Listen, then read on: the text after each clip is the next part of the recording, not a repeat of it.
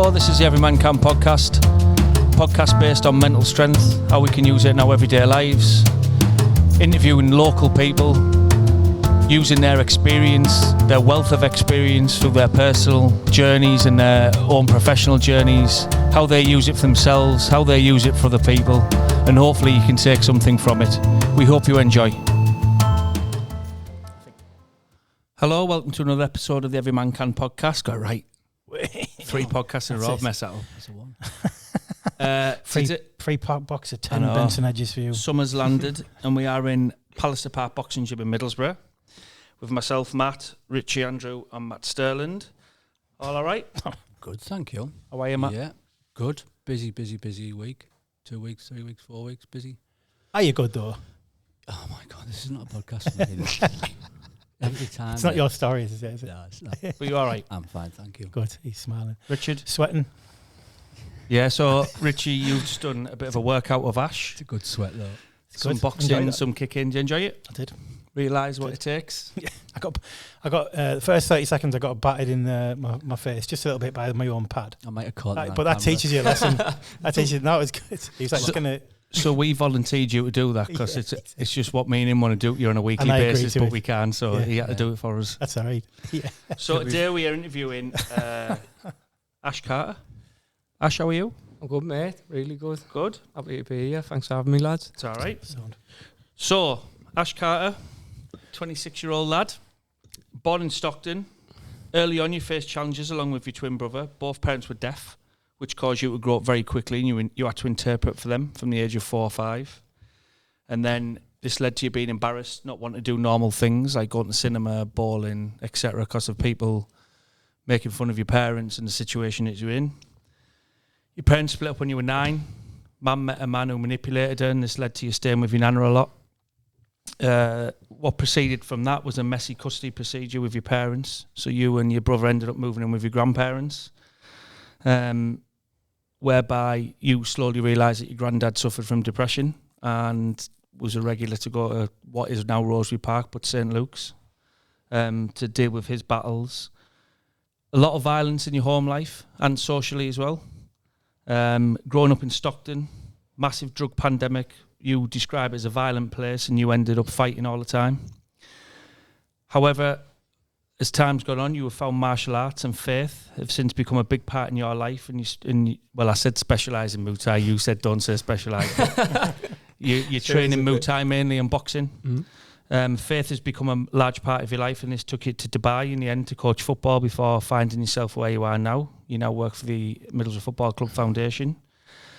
Coaching and working for them, and your dream is to run your own charity, which we'll come on to in time. And now more than ever, you're closer to your mum, and you're proud to be your mum's son. And you say you wouldn't be where you are now without these adverse experiences. Yeah. Did you say that's right? 100%.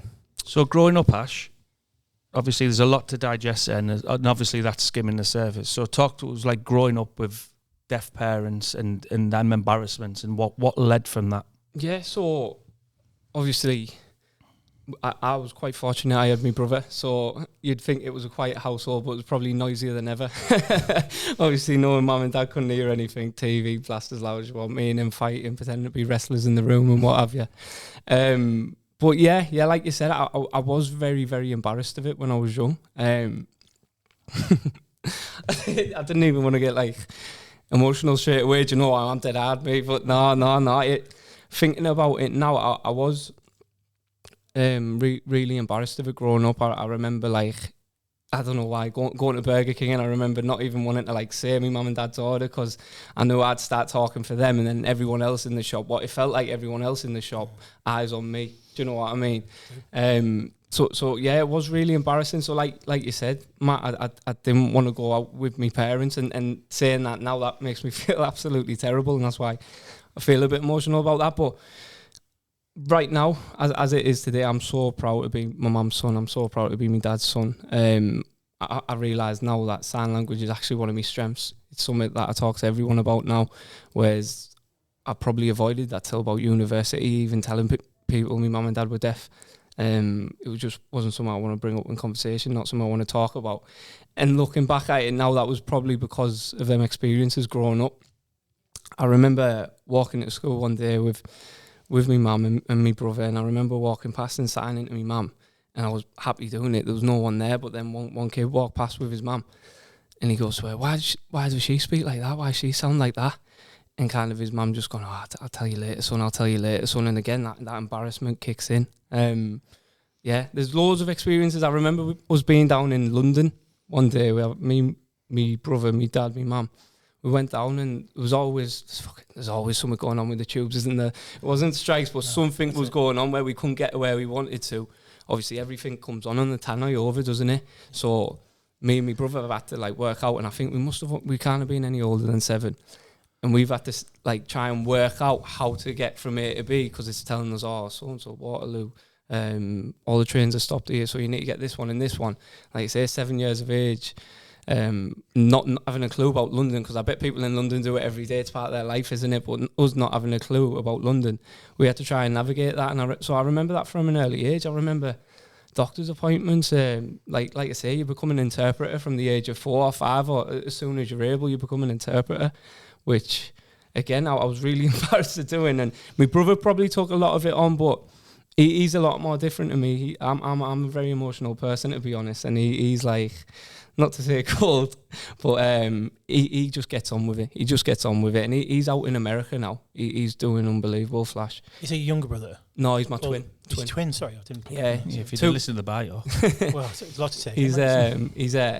He's 2 minutes older, and he absolutely makes sure I know that he's 2 minutes older as well.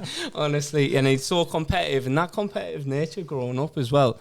It's probably why we went on to do martial arts, so we could kick the crap out of each other all the time and stuff like that. I mean, it was more him knacking me, if I'm being brutally honest. But he's my support for him. He's my everything. My brother's me everything. I remember when he went to America. Going on a tangent now, and I'm going off track. But the day he went to America, and I've lost family members in that. But the day he went to America, that was the worst day of my life by far. I stayed in bed for about 2 days and just cried, because he was my right arm. Do you know what I mean? We've been together since forever, done everything together, same group of mates, stuff like that. And then I probably, even now, like reflecting now, I was probably lost a little bit when he was gone. Them few years. When you said you were like in public place with your parents, and you said that you sort of felt shame and you sort of felt embarrassed. I think is what you said. What 2 things I'd say is, if you're in that same situation now, how would you feel? Why would you feel that? And then what would you say to your younger self now from what you've learned? It's a superpower, being able to sign. Do you know what I mean? It really is, being able to communicate without talking. How many times have we done a session, especially in my domain, where we're going to do this, but you can't talk? Do you know what I mean? It really is a superpower. I can sit here and call someone a knobhead from over there.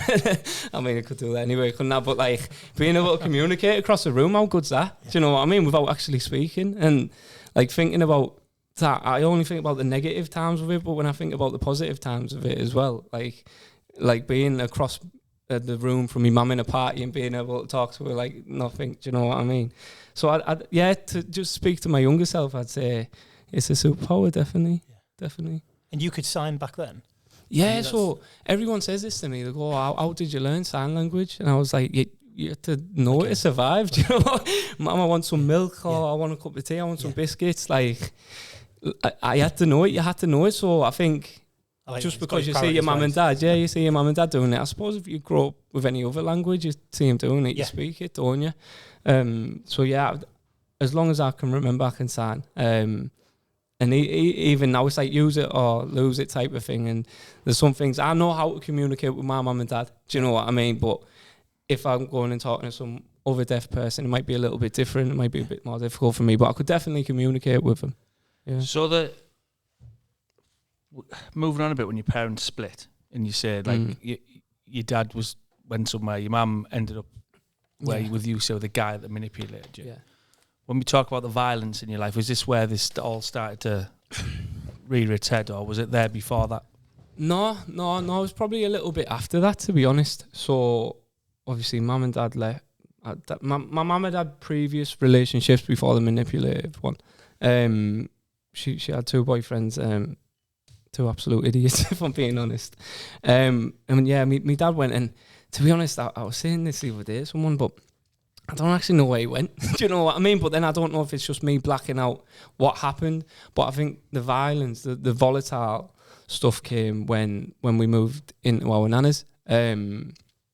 Like I say, like you alluded to, my granddad was depressed. Me uncle was a drug abuser.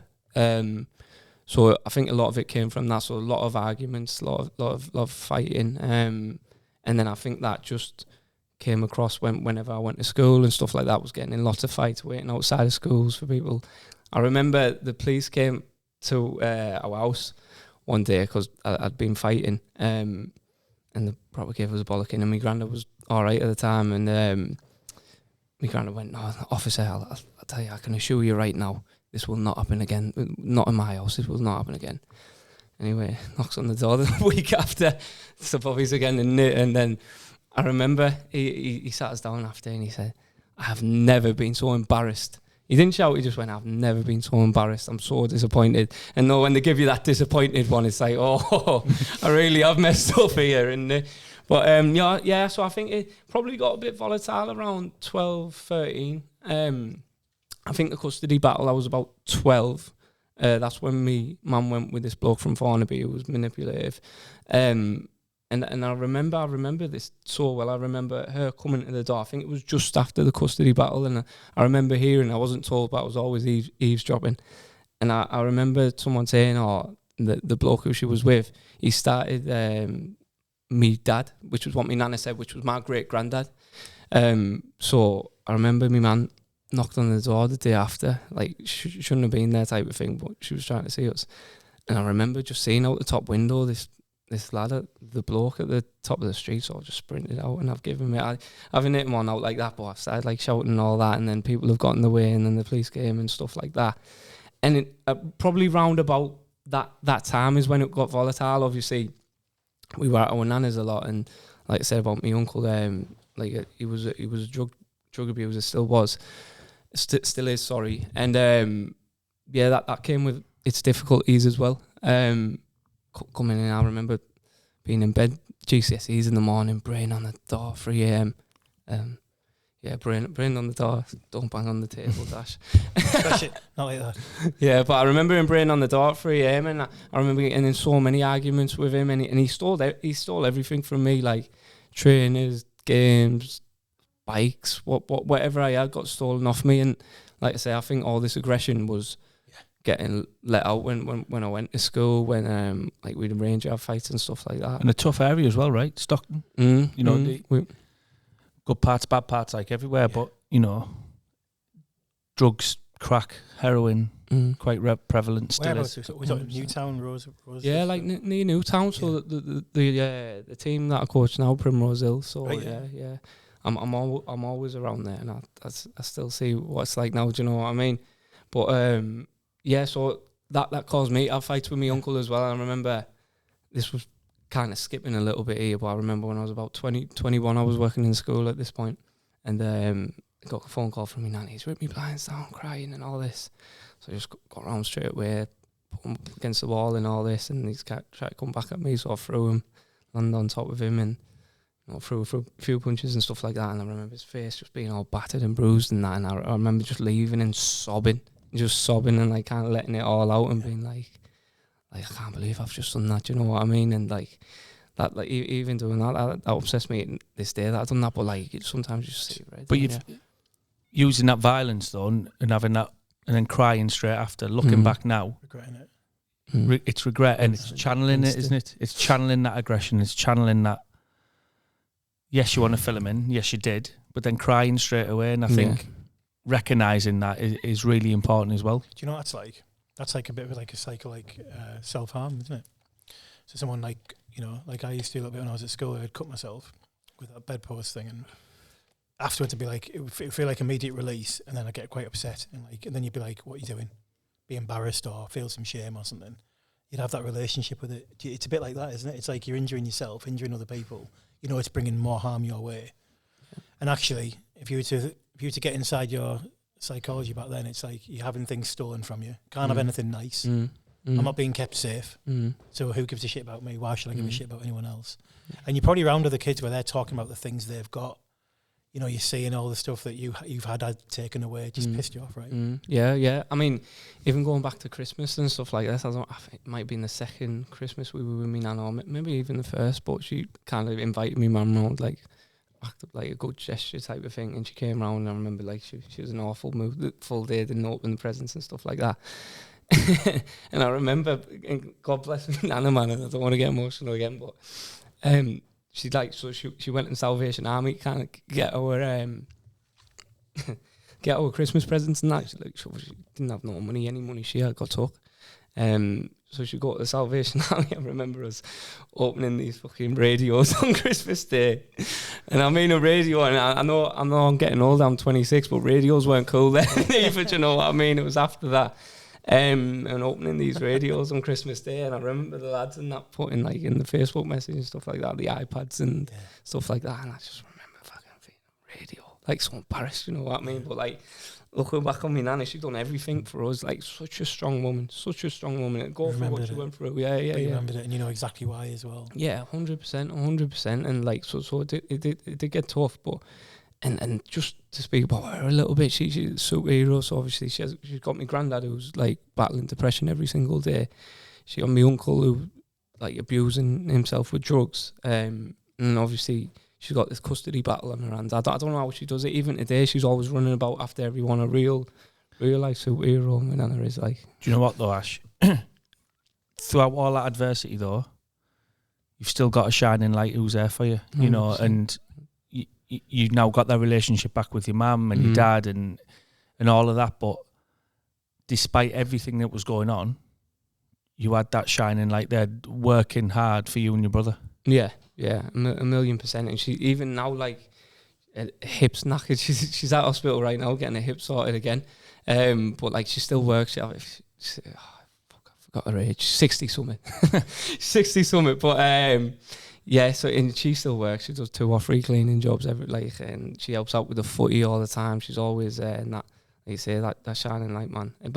And even that, and I'd, like, even with my granddad, I'm saying he suffered with depression, but that wasn't constant. That wasn't all the time. He was still a massive. Every time I do something, I'd look to him for approval. Do you know what I mean? And in hindsight, and I know we'll probably get onto it, but that's one of the main reasons I got into martial arts. That's why I got into martial arts, because my brother was doing it first. And he was always talking about my brother, and the competitive thing comes in again, and I'm thinking, I'm sick of him talking about my brother all the time. Talk about me for a bit. So I started training with my brother. He was doing jiu-jitsu at first. With Chris Crossan, who's got legit pro wrestling down in Stockton. Amazing coach, and we'll come on to him soon. But so I went in and done that, and I didn't really feel like jiu-jitsu was for me. So that's when I went to Muay Thai. And that was when we just moved in with our nana and granddad. So again, probably about 12, 13. So then just before my 13th birthday, I came over to Weston, which was so nostalgic. The other day we were somewhere, weren't we? And it was right next to the gym that I grew up going to. So me auntie and like her best friend, they would take me up to that Thai boxing gym 3 times a week, and I'd go train there. And then my brother managed to, when I was about 13, 14, he was like, no, you'll like it now, really. He just wanted someone his size to twist up, I think. So then he's like, no, come back wrestling. So I was like, yeah, okay then. So then went back, and then that's when I got back in, I was really tight with me coach, who I still call me coach to this day. And I don't get in as much as I should, to be honest. Well, hardly ever at the minute, because I'm coaching all the time and stuff like that. But I still, he's my life coach, and he was so important to me growing up. My martial arts coach, Chris Crossan. Well, we'll come on to that after a little break. Yeah. We're just having a quick breather from the podcast. Just to let you know, you can find Every Man Can on all your normal social media platforms. You can also get this podcast and all of our other episodes wherever you get your podcasts from. All we ask, and this is the only thing we will ever ask of anybody, is that you like, share and follow everything that we do, because all we do this for is to help and inspire other people. Hello, welcome back. You probably caught me saying sweaty there. It was just because the headphones get really hot, and that's all. Richie's caught me. It was nothing else. I know we're in a gym, and you're in shorts, and I'm not getting sweaty because of that. Moist.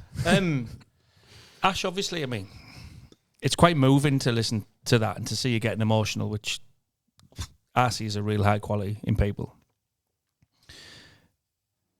The violence, the custody battles, the depression of your granddad and everything like that.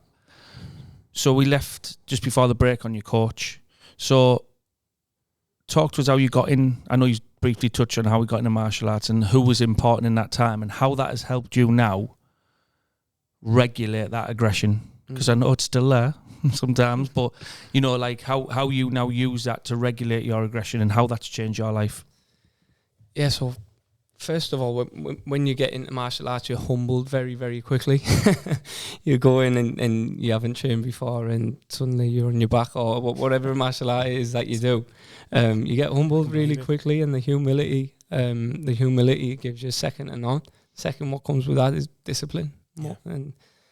But you need to have a good coach as well. And luckily, thank God, I got given the best coach I could ever give. So my granddad, he took us to legit pro wrestling. He took us there when we were about 12 years of age. We were training down in Norton. And there was loads. I remember loads of people there. And there was these jiu-jitsu classes, and my coach were giving away like free gis. So everyone had these gis on, these white gis. And this wasn't like when jiu-jitsu was what it was like now. It was definitely on the up, but like there wasn't that many gyms about. It was fairly not unknown, but like there wasn't many people I knew that was training anyway.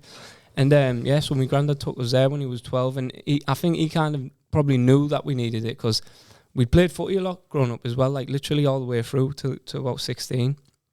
And I was really aggressive on a football pitch as well, lose my head. Like, so he probably knew that we needed that. And he didn't say anything. He just took us down. And then once you get down, you're hooked. Like I say, I didn't like jiu-jitsu straight away. But going back to my coach, he really instilled everything into us. Like, he really told us the way that we should be living, and he was like, this is a good life being in here. Do you know what I mean? Not being on the streets, doing what other people are doing.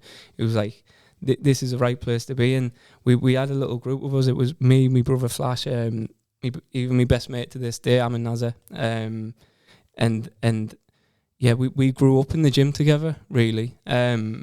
And again, the discipline came with that, motivation came with that. When we had these little competitions and stuff like that, so we were really dialed in. And he taught us so much. I remember the best times in my life was training after school. Sometimes we train at 7 o'clock. We loved it. We'd go before school. He'd open it for us before school. We go before school, and then we go to school, and then we go back on the night.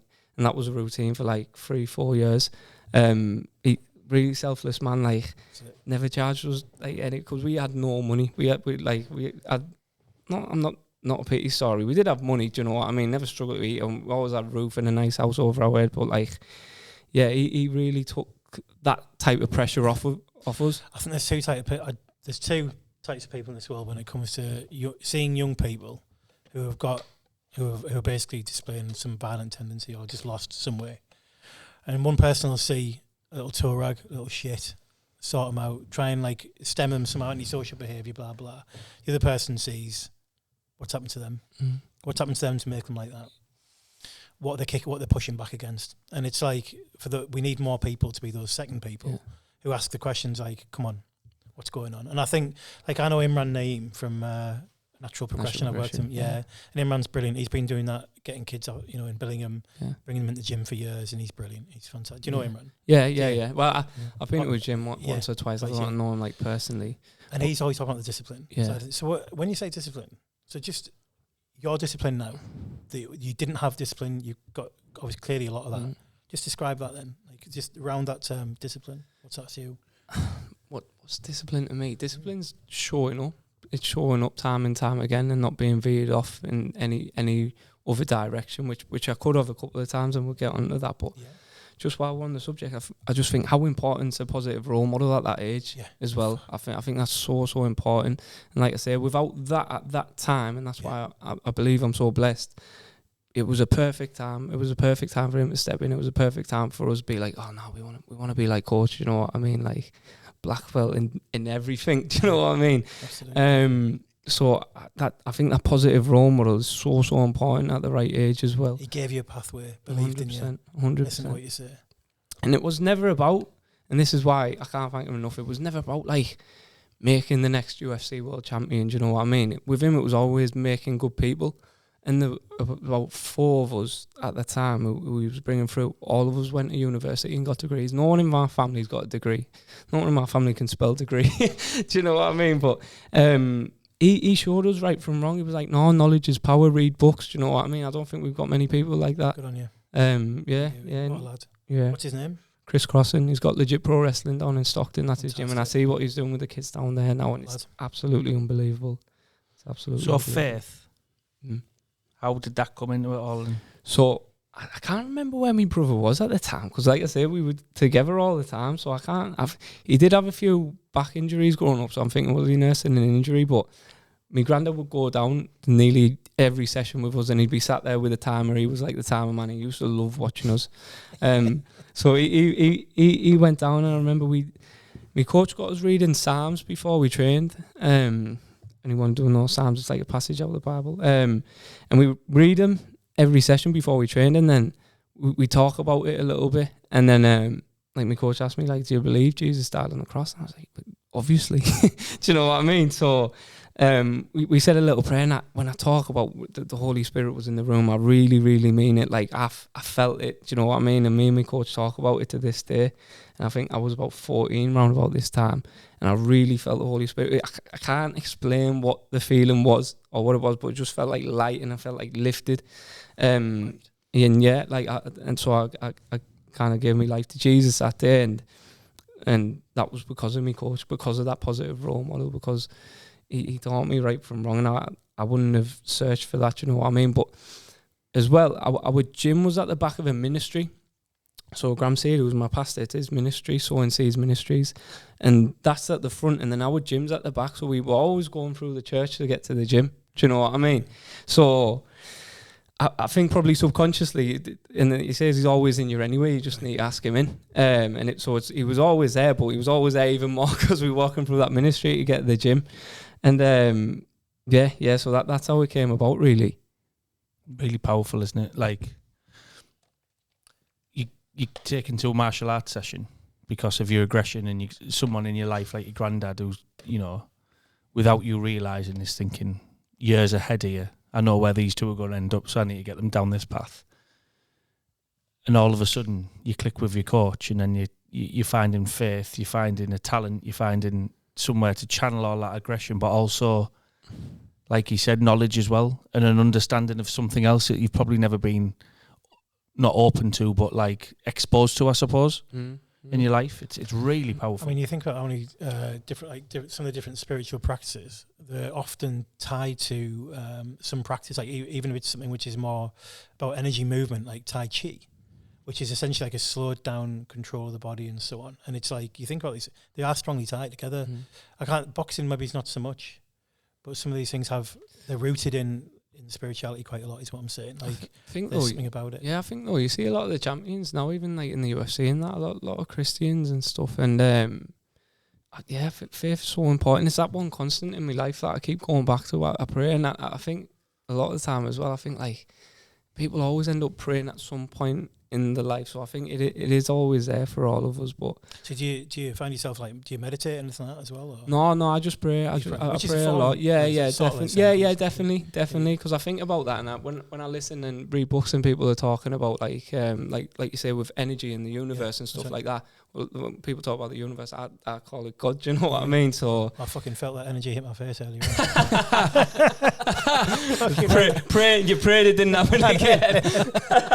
God was in the right. It's a bit humbling. I'm thinking, coming to a session like this, you get all your biggest hits early on, wouldn't you? Basically, almost, and until you get to competition. But like you said, it's humbling. And you think, but that teaches you something as well, doesn't it? Yeah. But from the spiritual thing, particularly, is interesting. So you said it's one of the things you said there was it's like what being a constant in my life. No wonder. And it's yours. You own it. It's values, principles. Whatever spiritual text you look at, there's some fucking really good wisdom across all those things. Anyone that writes these things off because I don't believe in God, and I don't believe in God particularly or anything like that, but I can see all the wisdom in there, and I certainly don't judge people who do. You know, do you know what I mean? It's like your own individual thing. You're right in that. Talking to someone the other day about spiritual stuff, and I said, I was brought up Catholic. Right.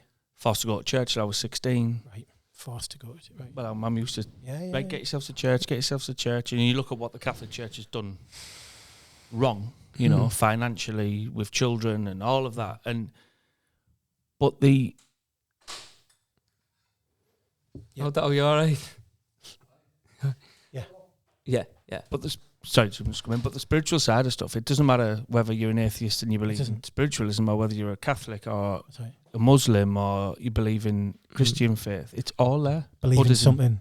Believe in something. Get some values and live by them. And if you break them, or have a conversation with yourself about why you've broken them, what's gone on. Find the meaning behind that and work on that shit, because that stuff's hiding inside you. You said earlier on there's still a bit of a live wire there going on. There's still something, and that's obviously trauma from your childhood, anger at people. You know the way you got, and it's like still there, because that still sits in your unconscious and governs your choices now. It's still like a program that runs in your head. Yeah, it tries to react today, even though, and then I bet every time something like that happens, you find yourself quicker and quicker recovering from it and thinking a healthier thought rather than fucking. Do you know what I mean? Definitely. Tell me about that. Well, sorry, I was just going to say as well, and going back and like growing up that age from 12 to 16, it's not cool to go to church, is it? It's not like it's not, is it? But I think it's becoming more prevalent now. I think there's more footballers and stuff like that talk about the faith and stuff like that. A lot of people were like embarrassed like to talk about their faith and stuff, but I think it's coming to the front a little bit more now. What was your question? Sorry, no. About regulating yourself. Regulating yourself, really. It was, it's about, there's these things going on, and like sometimes you react and you're like, why did I react like that? And the same thing though, like it usually comes when I'm not training. Do you know what I mean? And I don't mean training as in like boxing or wrestling. I mean just training in general, like going to the gym or going out for a walk. If I don't do that, I do find myself not in the best headspace. Agree. So that's a big part of your purpose is actually to get some activity, basically. Yeah. So I can relate to that. Yeah. Shit isn't clearer. You can't get your head together. You can't seem to form a routine. I find when I've got good routine like that, everything else seems to wrap itself around it. And I don't get, you said I don't get as pissed off, I don't get as angry as thing. Yeah. I can't explain it fully, but it's like something that builds up, isn't it? So before we go into Dubai and how you've ended up where you are now and what you want to do with your charity, I forgot to ask you at the beginning, and I will now ask. So normally at the beginning we ask what is mental strength to you, but I don't know why I've missed it out, but it is what it is. So I'd like to know off the back of all of that, what is mental strength to you? Mental strength to me is how an individual reacts or responds to adversity. For me, do you know? So how do you react to adversity? Do you run at it or do you fear it and do you shy away? Do you not want to step out your comfort zone because there might be like adverse things that come with that? Or do you go into it and think, no, this is a way to challenge myself. I want a bit of adversity, because that's where growth is. And it's that martial arts, like quote that you always say as well, be comfortable with being uncomfortable. Is that mental strength or is that not mental strength? You know what I mean? And going off in a tangent a little bit as well, I thought about this, but when we think about strength, when we talk about health and well-being, it's different to power, isn't it? Power, you 1 rep max, you're pushing it out, aren't you? Strength is a few reps, isn't it, over time? Okay, and so when we think about mental strength, it's something that builds over time. So you can only have these negative experiences, can't you? And come back from them to build your mental strength, I believe, anyway. Unbelievable. That's fantastic. And we're finding that with everyone that we ask, everyone's got a different version of it, and it's brilliant. I listened to Jimmy Carr on Diary of a CEO the other day from a couple of months ago, and one of the things he said was, it's like a weight you have to carry around sometimes. He said it doesn't get any lighter, you just get stronger at carrying it on your back. Some words to that effect. Really and good. I thought, it's great. I mean, you build up. It's like he was saying about like bereavement. It's like bereavement, he says, is like something you build up. It actually gets harder over time because like the loss piles up. Yeah, and that's what he was talking about. I mean, there's so much wisdom. You need to deal with it face on, don't you? You do. I mean, you talk about the Psalms there from the Bible and stuff, and that is pure wisdom. It's like short, like memes, isn't it? Yeah, it's like 100%. memes. My favourite verses out of the Bible. 100%. Have you got one in your chair? Yeah. So what were we going to talk about next? One I want you to tell lads about your 3-0. So he's 3-0 in fights. Yeah. So he's saying that was especially three knockouts as well. 3 knockouts as well. We can add 3 4. No. 3.5. Tell them where. could afford to do. So what promotion was it on? So Outside the kebab shop, wasn't it? he's got that's it. He was telling me the other day. He said, "I'm 3-0, you know," and I was like, "Wow, that's really good." He went, "Yeah, 3-0 outside kebab shop," and that's his 3-0, 3 knockouts outside the kebab shop. I know I've had a handful of competitions growing up and stuff like that, but I'm so tired. I'm laughing at that as well. when it comes to striking, It was probably me Kebab outside shop. the kebab shop. Yeah. So Yeah. Dubai, Ash. So you went to Dubai. I love Sport it. Can I just coaching. say right on this? Because I hate violence, I but I love Mm. I love martial arts. yeah, So I watch UFC. I've always Really loved special. boxing. Love Special. watching it.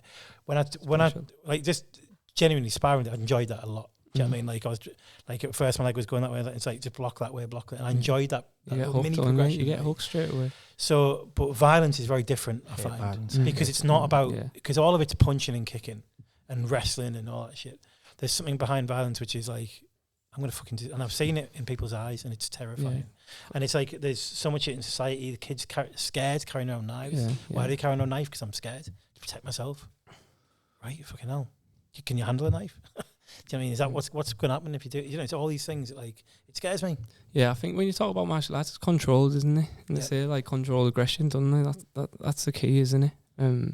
But you're not in those situations thinking, you know, you're equally fearful, Yeah, defending yourself or Yeah. whatever's happened. yeah, That's what you're putting out. It looks on the front like one thing. It's completely different on the inside. 100%, 100%. But through all that adversity That's and right. the violence and That's it. everything, degree, working, Dubai, Yeah, yeah. So and what are your future plans? Fantastic. yeah, so Fucking brilliant. yeah, to Dubai, that was a mad one. That happened like that. I remember praying about it, praying like, God, give me opportunities.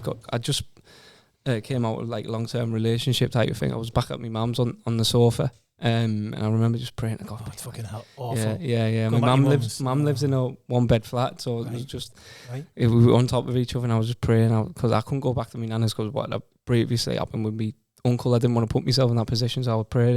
I said, God, just please give me an opportunity. Keep me on your path. And then my mate flew back from Dubai the day after. Brad, really good lad. He's out selling real estate in Dubai now, and he'd just been there and he loved it. And he said, "Oh yeah, I was on this ball party. I was talking to a Scouse lad, a football coach." And I was like, "Football coach?" I said, "Put me in touch with him." So he gave me his LinkedIn. I voice noted him. Matt knows I love a voice note, and Matt hates me for it. But I voice noted him straight away. I was like, "You all right, Matt? It's Ash, I'm Brad's mate from Stockton." He said, "You're a football coach in Dubai. Can I just get a bit of info off you?" And he was like, "Yeah, lad." He was like, "Lad, I know a lad. He needs a coach in January." This was the end of November at this point. "He needs a coach in January, lad." I said, all right. So I've spoke to the lad. He's Irish. Done a is he? Zoom. He's done a Zoom. We've done a Zoom, and he was like, "Can you get out in January?" Just fell on my lap like that. But just previous to that, when there was murmurs, when I first started talking to Matty, because this all happened over about 2 weeks, I wrote in my diary on the 1st of January, I wrote, "Pack bags, move to Dubai." Do you know what I mean? So when you talk about manifestation and stuff like that, I wrote, I'm going to Dubai. So anyway, he messages me, "Oh, can you get a flight out the 1st of January? And we'll sort your accommodation, all that." So yeah, went. I was there for about 6 months and came back. I was planning to go out there for a year. So I've got there. I enjoyed it at first, but it wasn't my place. Dubai's not for everyone, I don't think. The place is unbelievable, and if you've got a lot of money, you're going to love it there. But I was coaching and I was living on my own type of thing. And yeah, but the best thing that came out of Dubai, I really found myself being on my own. I had my own flat.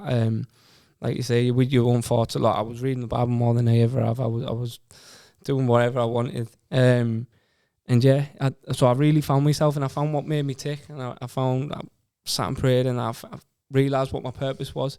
So when I was coaching out there, I ran the SEN, I ran the inclusion, which is something that's like dead dear to me now, working with like kids with special needs, because obviously my mum and dad are both disabled.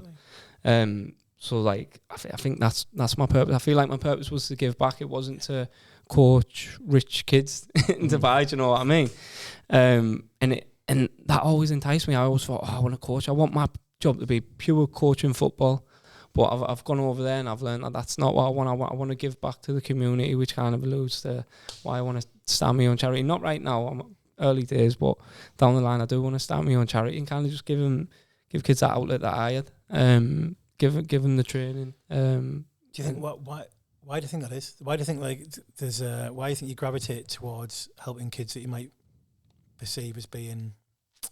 Do you think in a way they're similar to some of the experiences? Yeah, I see a lot of myself in them. Yeah. Definitely. And like I say, I know it's like it sounds so easy, but I know what like martial arts gave me. Do you know what I mean? So these kids, they just need to be introduced to it and maybe pulled in a little bit and say, look, come try this. And then next thing, even if you save one or two people, then job done, isn't it? Yeah. Do you know what I mean? So yeah, that's it. That's the next step. There's a huge truth to that. Yeah. You know, in your healing, and it is like everything. Probably every time you started kicking, I bet you were fucking throwing things in, throwing thoughts in there, and all that kind of stuff. I don't know. Yeah. It depends on your coach. Yeah. Where they want to channel your energy, basically, right? Yeah. What you're thinking of, right? Fucking think of this. And yeah. Well, yeah. It was never like that. To be fair, he had us. He had us controlling our aggression. Really. I remember one of the first sessions. Someone was in my guard, so that's basically I'm on top of him, but he's got his legs around me, and like I was like, I can't get enough type of thing, so I just started slamming him off the floor, like bah. And he was like, no, you're not doing that in here. And literally, I was like, all right, and never ever done it again. But yeah, so it was never about aggression. What do I mean? I know it's not. I know it's very much about that discipline. I do, but I suppose what I'm trying to say is, there's a reflection that you look at, which is you, and you see it. You start to see that reflection in others, and recognise that you've got the experience you've had. Means you can sit there, relate to them, have that conversation, understand without them even saying it. You can see it, and you can see where it's going. And I think that's healing. Yeah, and it's hard to educate people, but it's like lived experiences, isn't it? I think that outweighs everything. I can hear it. I can hear it in your words, man.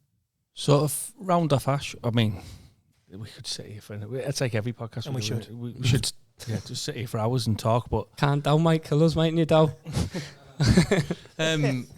What advice would you give to young lasses in your position now, and what advice would you give people listening about how you regulate yourself now? I know we've touched on a lot of it, but just little nuggets of advice for people. I think, and then we haven't really touched on it either, but keep a good close circle around you.